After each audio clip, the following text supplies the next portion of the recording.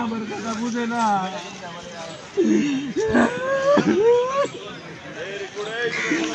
তুমি গাইলে পরবার দিব, তোমারে ফোন দিলে তুমি কবার আমি যাও আমার বুলারে দিয়ে দেন।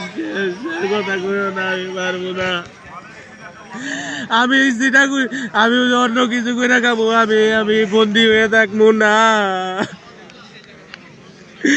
আমার আর কান্দায় না মা,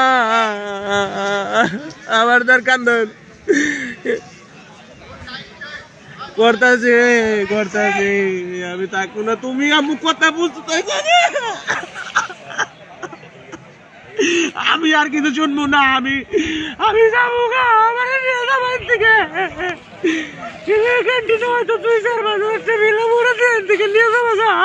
আমি কিন্তু আর আমি তুমি আরে তুমি আমার দিকে তাকাও, আমি বাঁচুন না, আমি মরে যাবো গা, আমি বাঁচুন না।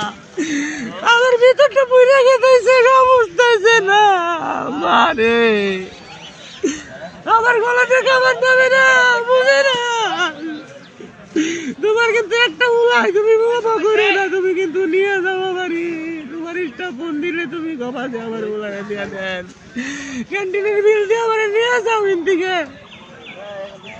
যে তুমি ফোন দিয়ে খালি গবা আমার উলারে বাড়াই দেন। যদি তোমার আমার কয় তুমি খালি মাঝিনে ঘেটে আমার নিয়ে যাও, তোমার যাবো তাই কই গিয়া।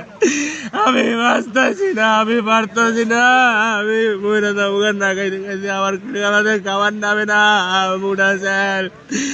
এই বাধ্যবাধকতা, এই আদেশ, এই গরমের মধ্যে কাম করা। আমি বাড়তে যাই, অন্য কিছু করবো, আমার দোয়ান করে দিবা, নইলে যা খুশি করে দেবো। আমি বাড়তে থেকে কাম করবো, আমি থাকবো না আম্মু।